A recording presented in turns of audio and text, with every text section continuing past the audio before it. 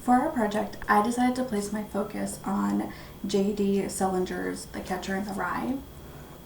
I was first introduced to this weird, controversial, beautiful book when I was in my senior year of high school, and I've read a lot of literature throughout high school. I read a lot of classic pieces, a lot of pieces that would be considered important, and I haven't connected with anything the way that I connected with The Catcher in the Rye. One of the things that really stood out to me from Catcher in the Rye is the connection that a reader can make with the main character, Holden Caulfield.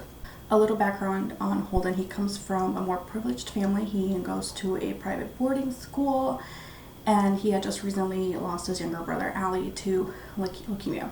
So at this point in the book, Holden is very reserved.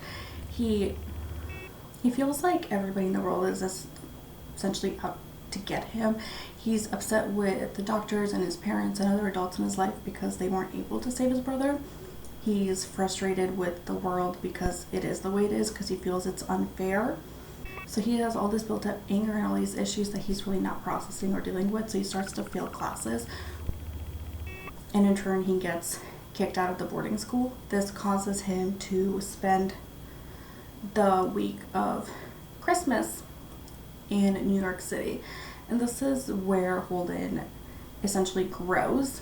Throughout this project, I talk about several different things that take place within the book, as well as things that have taken place within the in the real world that were affected by the book. Catcher in the Rye is today considered a form of expression. It's a book that has really struggled since its release in the 1950s. One of the things about Catcher in the Rye is that it's not a good book, but it's not a bad book either. If you put it on a scale, it can be weighed one way or the other. It's a very balanced book. At the end of the day, is there negative things about it? Of course, there's negative things about it, but at the end of the day, there's also so much that a person can gain from the book, and so much that is expressed within the book that we can even see as issues in our world and our society today. One of the most negative things that has come out of Catcher in the Rye is that the book has been used as a reference to commit crime. As of now, there are 3 known serial killers or murderers that have happened because these people that commit the crimes say they did it because of Catcher in the Rye.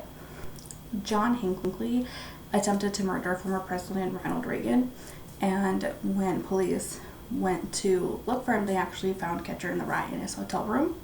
Mark David Chapman, the man that murdered Beatles John Lennon, was actually seen reading the novel after committing the crime. And Robert John Bardo, who actually murdered Rebecca Schaeffer, a former model and actress, was seen carrying the book when he went to commit the crime. These 3 things are probably the most awful things that have happened due to Catcher in the Rye, and I say that because the book can't necessarily force you to commit a crime or to not commit a crime. The thing about Catcher in the Rye is that it is controversial. You could have a room full of people read the book, and nobody's going to have the same exact thoughts or outcome from the novel. It comes from the person, it comes from how you're feeling, it comes from how you connect to the character, it comes from what you're gaining from that book. And that's what makes the book stand out so much compared to other classic novels, because it isn't so plain. It's not black and white. It's not a clear book where everybody can have the same understanding of it. Another controversial issue when it comes to Catcher in the Rye is that the book has been banned several times throughout our country. Most of these issues occur because of curse words, because of sexual references.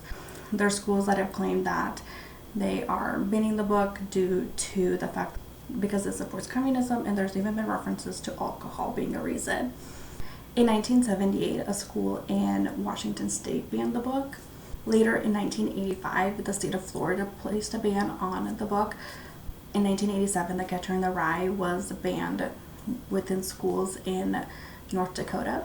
And in 1992, high schools in Illinois banned the book as well.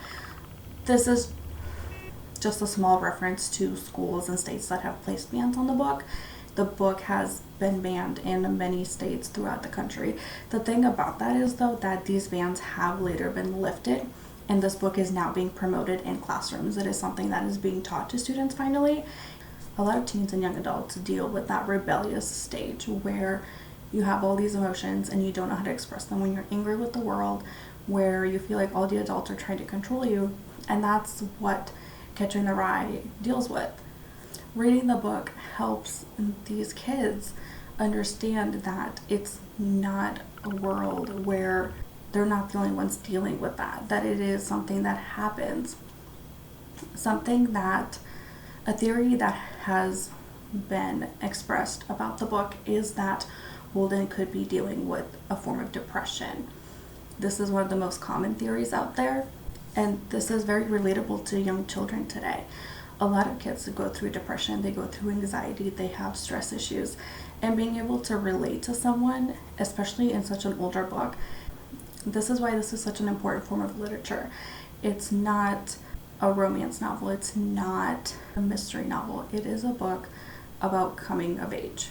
Some of the theories that I can best relate to Catcher in the Rye are belongingness theory, which is a theory that we all need to belong. We all need to feel like we belong somewhere, whether it's a religious group, family, school. We just need that feeling of belonging, and that is something that Holden needs, even though he is being rebellious and he is pushing people away because he has dealt with a really big loss in his life. He still looks for that connection that he can find with people where he can feel like he belongs. Another theory that I looked into would be message theory. J.D. Salinger would be the sender, the book is the message, and the reader is the receiver.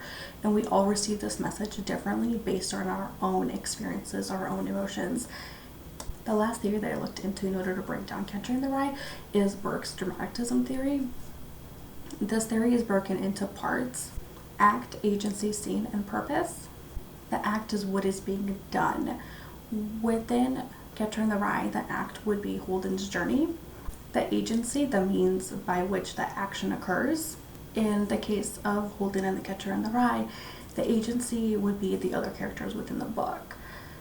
The teachers, the students, the friends, the parents, all these people that Holden feels like are against him, they force him into the actions and the choices he makes.